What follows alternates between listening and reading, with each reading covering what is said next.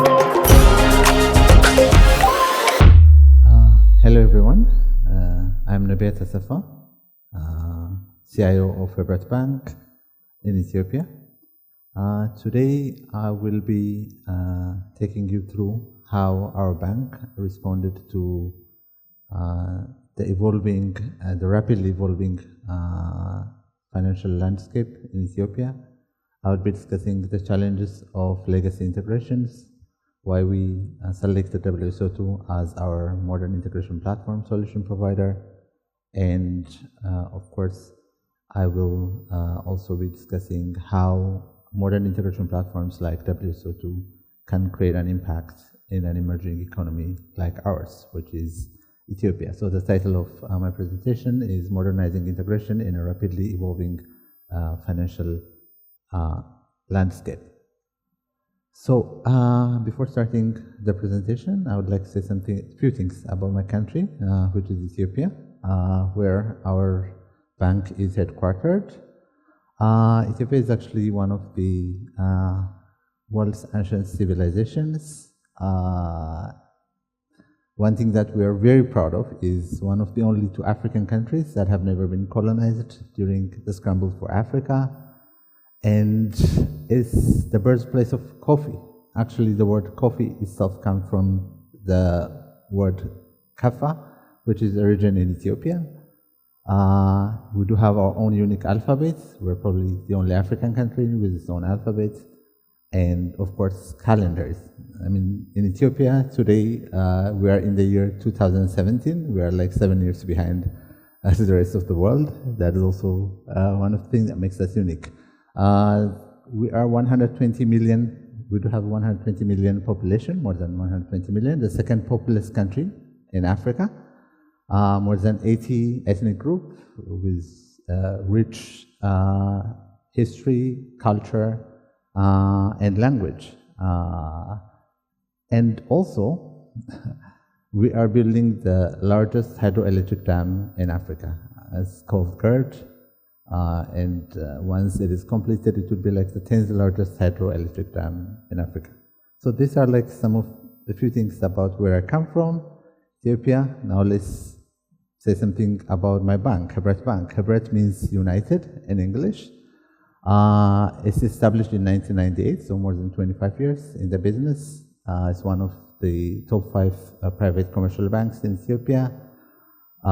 We currently have more than 500 branches all over Ethiopia, more than 200,000 active mobile banking users, more than 9,000 employees, and more than 3.5 million customers. Actually, Hibret is one of the first banks in Ethiopia to launch modern digital banking solutions. We are the first one to introduce internet banking in Ethiopia, SMS banking, agency banking, and so on. And as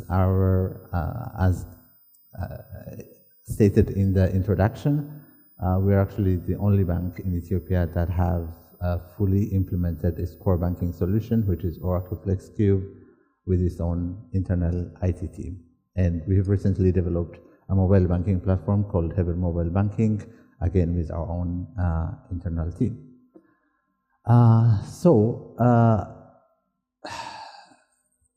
Ethiopia have been traditionally a very closed economy until a few years. Certain sectors of the economy were closed for foreign companies, including telecom, finance, and retail businesses. So, I mean, the government used to follow a very protectionist economic policy. Now, a few years ago, that have started to change it. And in 2022, Safaricom becomes the second telco operator in Ethiopia.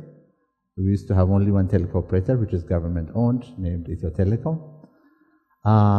And then in 2024, the government have allowed foreign banks to operate in Ethiopia. Not only that, with respect to providing financial services and products, it used to be exclusively the scope of commercial banks.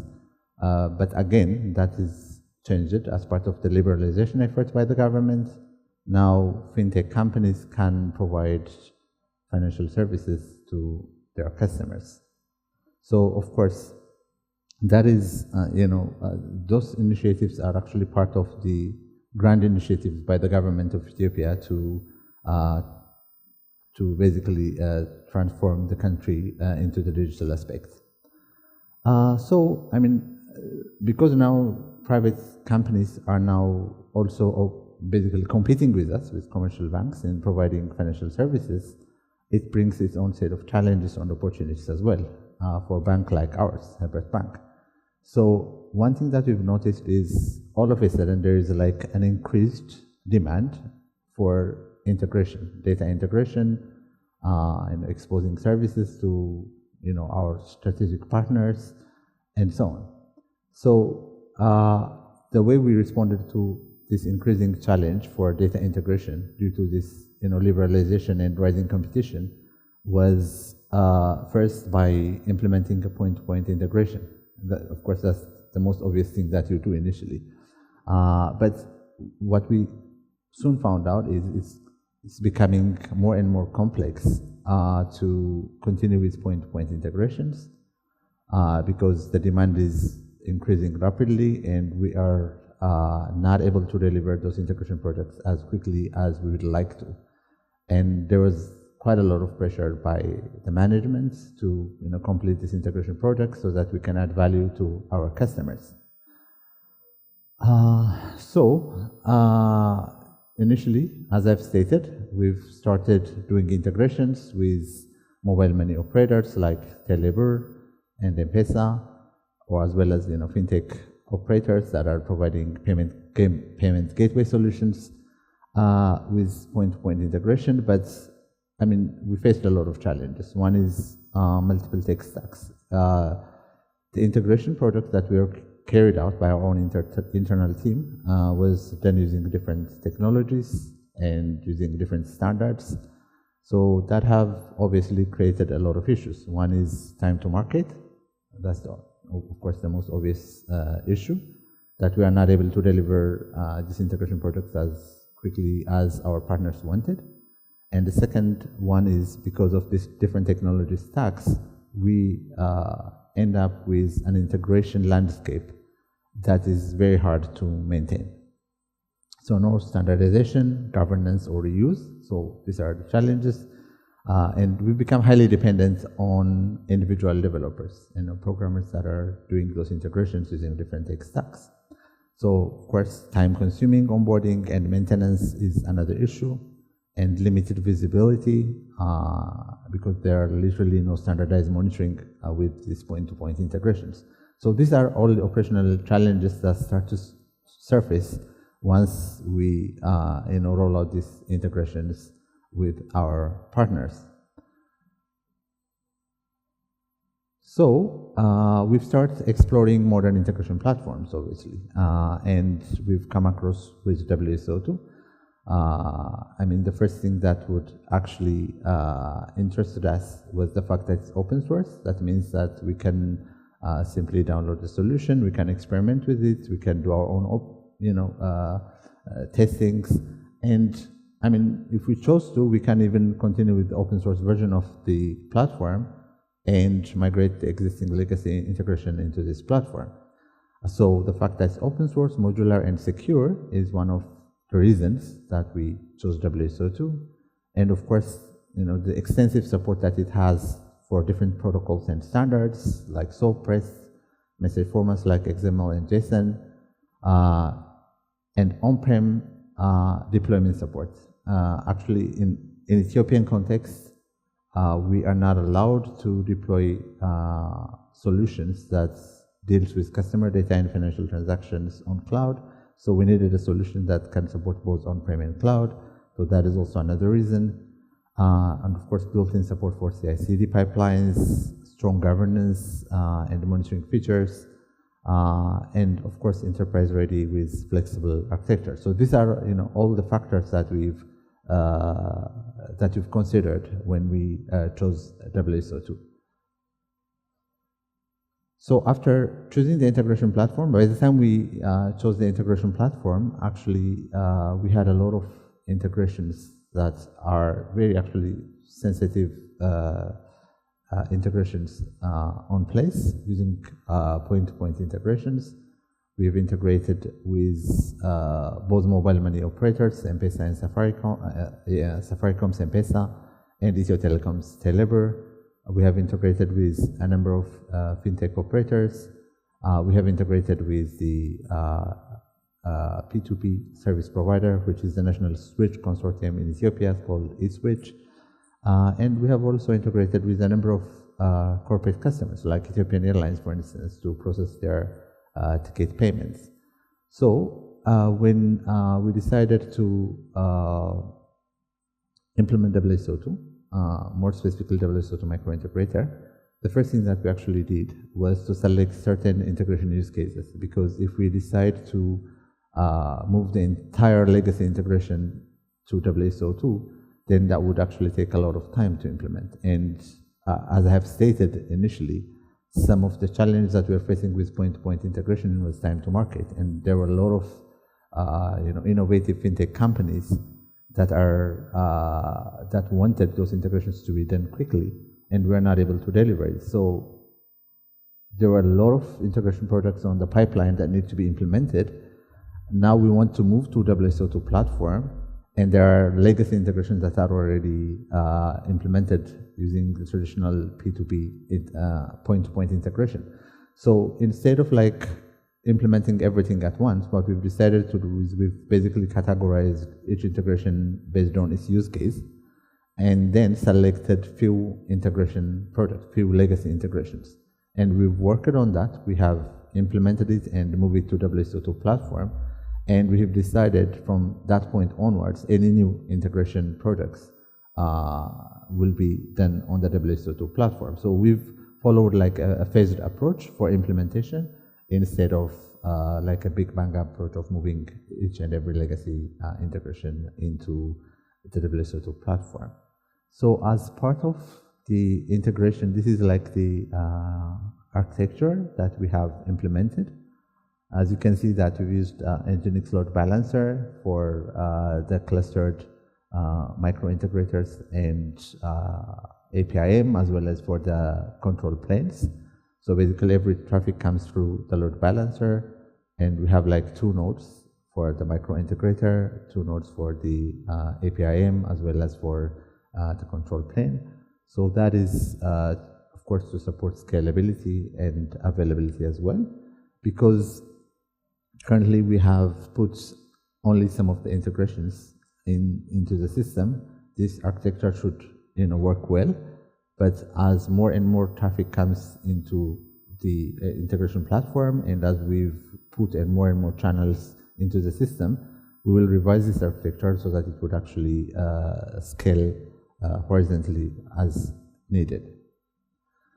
So here are some of the use cases. This is not an exhaustive list, but here are some of the use cases that we have enabled through the WSO2 platform so far. One is M-Pesa B2C and C2B transaction. Basically, this allows M-Pesa customers to send their e-money to our bank account and vice versa. That is, from our bank's mobile banking, they can transfer funds to M-Pesa wallet accounts. This is fully implemented using WSO2 micro integrator. Second one is the ETH QR. This is the interoperable QR payment standard that is introduced by eSwitch. This is the National Switch Consortium in Ethiopia. So basically, this would allow merchants to make payments using QR code, irrespective of their banks. So, I mean, previously, each bank used to issue its own QR code, and payments can only be processed for as long as the merchants and the customers are within the same bank. With the ETH QR, what the eSwitch introduced is interoperable QR, that the merchant and the customer can have bank accounts in different banks, but can still process transactions. So for that particular project as well, we have used the micro integrator to integrate with eSwitch's interoperable QR format. Third use case is a Telebr-based KYC endpoint. So basically, Telebr is the most popular mobile money operator in Ethiopia. It's operated by Ethio Telecom. They have more than 40 million customers.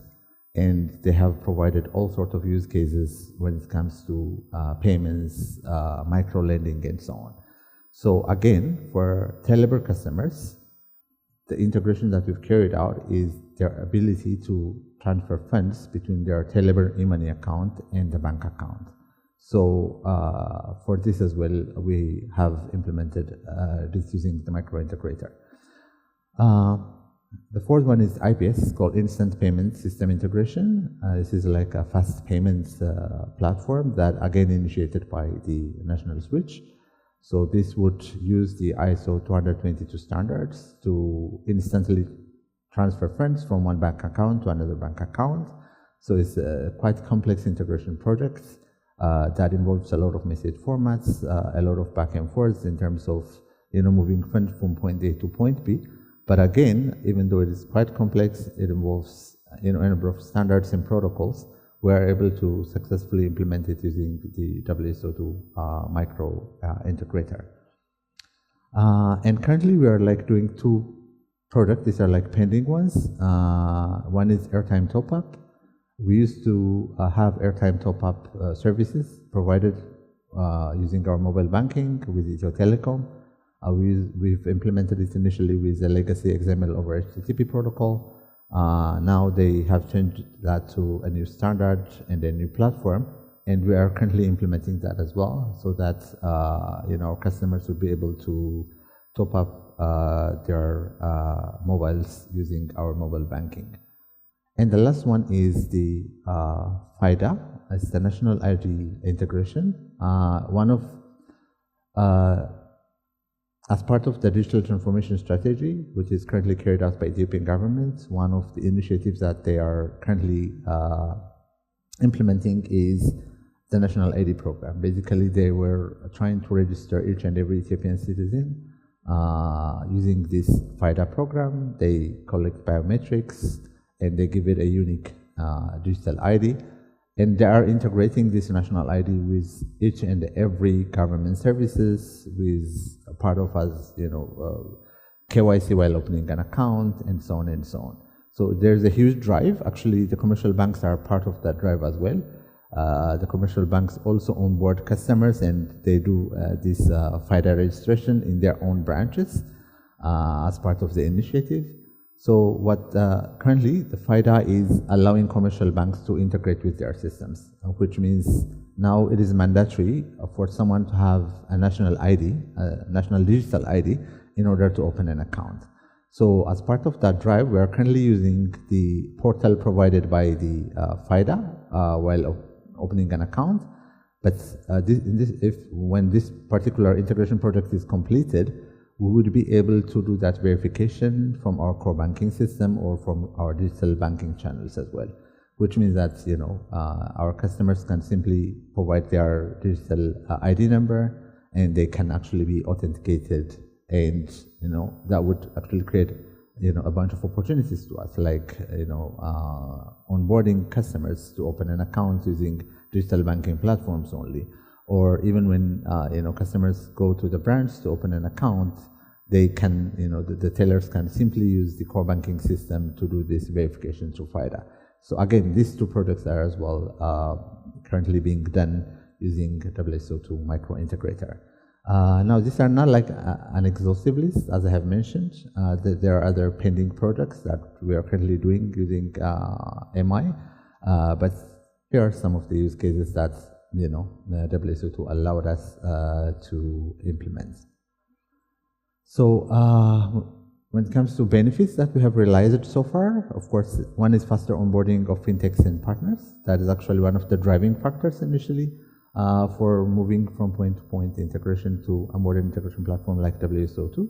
Now we are able to complete integration projects much more quickly, and our partners are, I think, a bit happy. We have not yet reached to a stage in which that we are, I couldn't say that we have fully realized our potential to extent of achieving faster onboarding, but I think we have seen a significant improvement compared to the previous way of doing things.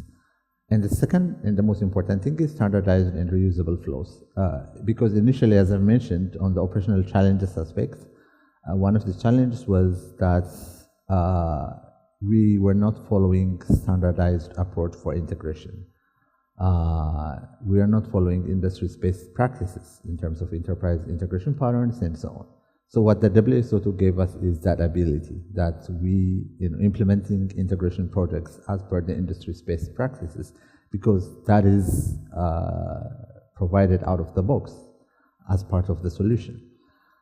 Consistency and security and access control, again, that was one of the challenges with point-to-point integration, especially with financial service integrations. It is quite important to have a secure integrations in place because it involves one customer data, which needs to be secured, and of course transactions as well.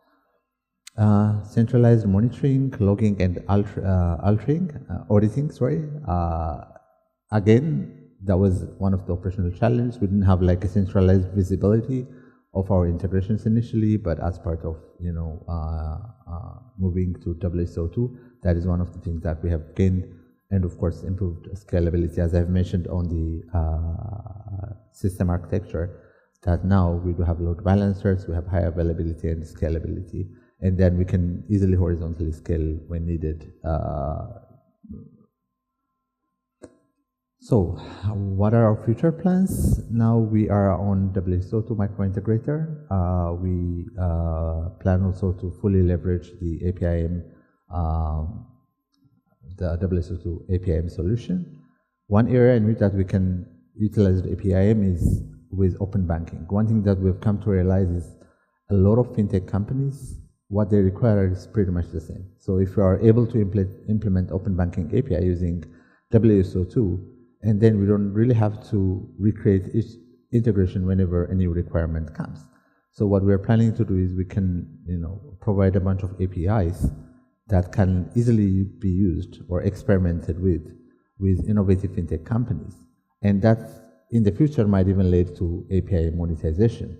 So open banking API for fintech innovation is one thing that we are seriously thinking about. So far we have primarily been using the microintegrator. So as part of using the APIM, we're thinking about implementing open banking APIs, exposing core banking services via secure wrappers. Currently, most of the integrations with the core banking systems are done using SOAP. We want to implement it as a modern REST endpoints so that both internal and external partners can access to the core banking APIs via these secure wrappers. Implement event-driven integration using Kafka or RabbitMQ. One thing we've come to realize is most of our integration use cases involves events somehow, because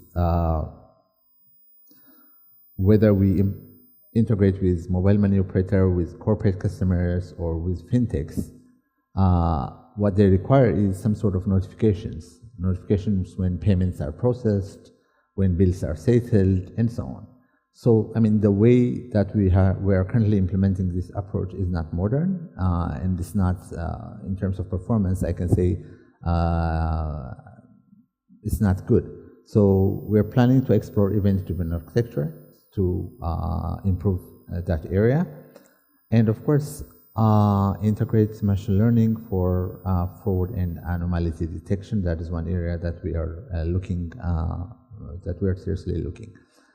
And finally, of course, we are currently, we plan to upgrade the current WSO2 microintegrator and APIM that we have implemented so that we can fully benefit from some of the advanced features that are released on the latest version of MI and APIM. Especially, we are quite interested on API-assisted coding because that would actually reduce time to market significantly. So we are thinking about that as well. This is pretty much our future plan that we are thinking of doing. Finally, I would like to thank the WSO2 team. Specifically, I would like to thank Hassanti and Vigna for their support. As part of the implementation project, they have been very supportive. Initially, before doing the implementation of WSO2 MI in our bank, we took some training from WSO2 team, And as part of the implementation project as well, they have done a lot of support for our team, including quality assurance and so on. So thank you so much for the support that you have provided, and I would like to thank my team, especially Penel, which is here with us, for successfully implementing this project. So I think what our experience have shown is that modern integration platforms aren't just for advanced economies, for mature economies. They are quite important for emerging economies like Ethiopia, which are driving digital transformation, which are strategizing and thinking that it should be like a digital-led economy. So in that economy, you can't possibly think of achieving success in the absence of modern integration. And all of the use cases that we have seen in our countries, all of that have been achieved in the last 2-3 years, were done because there are modern integration platforms like WSO to facilitate sharing data and services. Thank you so much.